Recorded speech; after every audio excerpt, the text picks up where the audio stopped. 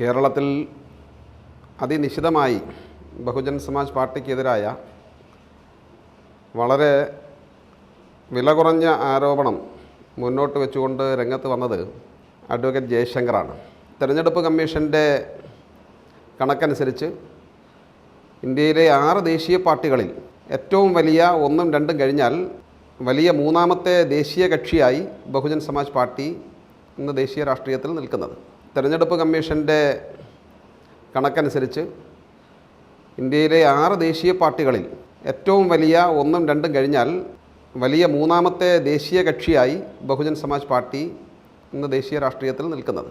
Bahujan Samaj party എന്ന് പറയുന്ന ഇന്ത്യയിലെ 3ാമത്തെ വലിയ ദേശീയ കക്ഷിയായ ഒരു രാഷ്ട്രീയ പാർട്ടിയെ സംബന്ധിച്ച്, അതിൻ്റെ നയനിലപാടുകളെ സംബന്ധിച്ച് ഒരു ചർച്ച നടക്കുന്ന സമയത്ത് നിരവധി രാഷ്ട്രീയ നിരീക്ഷകന്മാർ എന്നും മറ്റുമുള്ള പേരുകളിൽ പല ആളുകളെയും അണിനിരത്തിക്കൊണ്ട് ആ നിലയിലൊരു ചർച്ച സംഘടിപ്പിക്കുന്ന സമയത്ത് ബഹുജൻ സമാജ് പാർട്ടിയുടെ ഏതെങ്കിലും ഒരു പ്രതിനിധിയെ അവരെ കൂടി വിളിച്ചിരുത്തിക്കൊണ്ട് അവർക്ക് കൂടി പറയാനുള്ളത് പൊതുസമൂഹത്തെ കേൾപ്പിക്കുവാനും അവരെ കൂടി വിളിച്ചിരുത്തുവാനും ഏഷ്യാനെറ്റും അതുപോലുള്ള മാധ്യമ ശൃംഖലയും തയ്യാറാവേണ്ടിയിരുന്നു.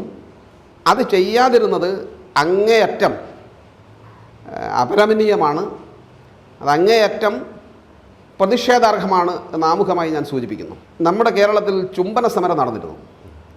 ചുംബന സമരം നടന്ന സമയത്ത് അതിനെ സംബന്ധിച്ച് ചാനലുകളിൽ വ്യാപകമായ ചർച്ചകൾ നടന്നു. ചുംബിക്കാൻ പോയവരെയും ചുംബന സമരത്തിന് നേതൃത്വം കൊടുത്തവരെയും അവരെ കൂടി വിളിച്ചിരുത്തിക്കൊണ്ടാണ് അതിൻ്റെ ന്യായാന്യായങ്ങളെ സംബന്ധിച്ച്, അതിൻ്റെ വിവിധ ഡയമെൻഷനുകളെ സംബന്ധിച്ചുള്ള ചർച്ചകൾ നടന്നത്. ഇന്ത്യയിൽ കഴിഞ്ഞ 1984 മുതൽ പ്രവർത്തിച്ചു വരുന്ന 4 പതിറ്റാണ്ടോളം രാഷ്ട്രീയ പാരമ്പര്യമുള്ള ഒരു രാഷ്ട്രീയ പാർട്ടിക്ക്, അതും കോൺഗ്രസിനോളമോ മറ്റു ദേശീയ കക്ഷികളെ പോലെയോ രാഷ്ട്രീയ പ്രവർത്തനം നടത്താൻ സ്വന്തമായി ആസ്തിയുള്ള, അതിന് ടാക്സ് ഇന്ത്യ ഗവൺമെൻറ് അടച്ചുകൊണ്ടിരിക്കുന്ന ഒരു രാഷ്ട്രീയ പാർട്ടിക്ക് BJP പോസ്റ്ററും നോട്ടീസും അടിച്ചു കൊടുക്കുന്നു എന്ന നിലയിൽ ചാനലിരുന്നു കൊണ്ട് പ്രസ്താവന നടത്തുന്നത് അങ്ങേയറ്റം മോശമാണ് എന്നാണ് എനിക്ക് പറയാനുള്ളത്. ഞാൻ ചോദിക്കുന്ന മറ്റൊരു കാര്യമുണ്ട്. BSPക്കെതിരെ ഈ ആരോപണം മുന്നോട്ട് വെക്കുമ്പോൾ അഡ്വക്കേറ്റ് ജയശങ്കറിനെ പോലുള്ള ആളുകളും ഏഷ്യാനെറ്റ് പോലുള്ള മാധ്യമങ്ങളും ജനങ്ങളോട് വിശദീകരിക്കേണ്ട ഒരു കാര്യമുണ്ട്.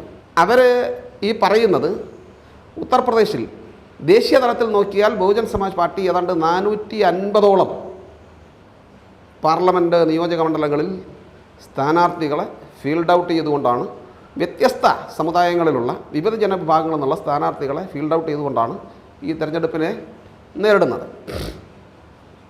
UP ബഹുജൻ സമാജ് പാർട്ടി രാഷ്ട്രീയ പ്രവർത്തനം നടത്തി വന്ന് 4 തവണ ഗവൺമെൻറ് രൂപീകരിച്ചൊരു സംസ്ഥാനം എന്നുള്ള നിലയിൽ BSPക്ക് ഏറ്റവും പ്രധാനപ്പെട്ട, ഏറ്റവും ശ്രദ്ധ കേന്ദ്രീകരിക്കുന്നൊരു സംസ്ഥാനവും ഉത്തർപ്രദേശാണ്. 80 പാർലമെൻറ്റ് മണ്ഡലങ്ങളുണ്ട്. ഈ 80 പാർലമെൻറ്റ് മണ്ഡലങ്ങളിലും BSP സ്ഥാനാർത്ഥികളെ നിർത്തിയിട്ടുണ്ട്. വിവിധ സമുദായങ്ങളിലുള്ള വ്യത്യസ്തരായ ആളുകളെയാണ് നിർത്തിയിരിക്കുന്നത്. വിവിധ സമുദായങ്ങളിലുള്ള വ്യത്യസ്തരായ ആളുകളെയാണ് നിർത്തിയിരിക്കുന്നത്. നോക്കൂ, ഉത്തർപ്രദേശിൽ 80 പാർലമെൻറ്റ് മണ്ഡലങ്ങളിൽ 20 മുസ്ലിങ്ങളെയാണ്, മുസ്ലിം സമുദായത്തിൽപ്പെട്ട 20 പേരെയാണ് സ്ഥാനാർത്ഥികളാക്കി മത്സരിപ്പിക്കുന്നത്. ബ്രാഹ്മിൺ സമുദായത്തിൽ നിന്നും 12 പേരെയും, ദലിത് സമൂഹത്തിൽ നിന്നും 18 പേരെയും, ഠാക്കൂർ വിഭാഗത്തിൽ നിന്നും 5 പേരെയും, മറ്റ് അപ്പർ കാസ്റ്റ് തുടങ്ങിയ വിഭാഗങ്ങളിൽ നിന്ന് 18 പേരെയും, തുടർന്ന് വിവിധ സമുദായങ്ങളിൽ നിന്ന് ആളുകളെ ഇറങ്ങി മത്സരിപ്പിക്കുന്നുണ്ട്. ഈ ആരോപണം BSPക്കെതിരെ ഉന്നയിക്കുന്നത് അവിടെ മുസ്ലിം ഭൂരിപക്ഷ പ്രദേശങ്ങളിൽ BSP 20 മുസ്ലിം സ്ഥാനാർത്ഥികളെ വെച്ചിരിക്കുന്നു. അത് മുസ്ലിങ്ങളുടെ വോട്ട്, ന്യൂനപക്ഷങ്ങളുടെ വോട്ട് ഡിവൈഡ് ചെയ്തുകൊണ്ട് BJPക്ക് വിജയപ്രതീക്ഷ വർദ്ധിപ്പിക്കാനും BJPക്ക് നേട്ടം ഉണ്ടാക്കാനും വേണ്ടിയിട്ടാണ് എന്നതാണ് ആരോപണം. ഈ ആരോപണം ഉന്നയിക്കുന്ന അഡ്വക്കേറ്റ് ജയശങ്കർ, ഏഷ്യാനെറ്റ്, ഈ ആരോപണം ഉന്നയിക്കുന്ന മനുവാദി രാഷ്ട്രീയ പാർട്ടികളുടെ വക്താക്കളും ഒരു കാര്യത്തിൽ മറുപടി പറയണം. ഉദാഹരണത്തിന്, പശ്ചിമ ബംഗാളിൽ ടോട്ടൽ സീറ്റ് 42 ടോട്ടൽ സീറ്റ്. 42-ൽ അവിടെ ഇന്ത്യ സഖ്യത്തിൽ പെടുന്ന രാഷ്ട്രീയ പാർട്ടിയാണ് തൃണമൂൽ കോൺഗ്രസ്, മമതാ ബാനർജി. മമതാ ബാനർജി ഇന്ത്യ സഖ്യത്തിലുണ്ട് എങ്കിൽ പോലും അവിടെ പശ്ചിമ ബംഗാളിൽ ഒറ്റയ്ക്ക് മത്സരിക്കുന്നു. സഖ്യത്തിൽപ്പെടുന്ന ഒരു രാഷ്ട്രീയ പാർട്ടിക്കും ഒറ്റ സീറ്റ് പോലും കൊടുത്തിട്ടില്ല. 42-ൽ മത്സരിക്കുന്നു. അതിൽ 6 മുസ്ലിം സ്ഥാനാർത്ഥികളുണ്ട്. അവിടെ 42-ൽ 6 പേര് മുസ്ലിം സ്ഥാനാർത്ഥികളാണ്. ഇതിൽ മനസ്സിലാക്കേണ്ടത്, ഇങ്ങനെ വരുന്ന സമയത്ത് അവിടെ ഇന്ത്യ സഖ്യത്തിലുള്ളവരാണെങ്കിലും കോൺഗ്രസും CPM അടക്കം 42 സീറ്റിലും ഇവർ മത്സരിക്കുന്നു. നോക്കണം, മമതാ ബാനർജി വെച്ച, തൃണമൂൽ കോൺഗ്രസ് വെച്ച 6 മുസ്ലിം സ്ഥാനാർത്ഥികളിൽ അവർ ഫീൽഡ് ഔട്ട് ചെയ്ത മുസ്ലിം കാൻഡിഡേറ്റ്സ് ഉള്ളിടത്ത് പോലും ഇന്ത്യ സഖ്യം 42-ൽ 10 പേരെ മുസ്ലിം സ്ഥാനാർത്ഥികളായി അണിനിരത്തിയിരിക്കുന്നു. ആ മുസ്ലിം സ്ഥാനാർത്ഥികൾ മമതാ ബാനർജിയും തൃണമൂൽ കോൺഗ്രസും വെച്ചിരിക്കുന്ന 4 മണ്ഡലങ്ങളിൽ മുസ്ലിം സ്ഥാനാർത്ഥികളെ തന്നെ ഫീൽഡ് ഔട്ട് ചെയ്തിരിക്കുന്നു.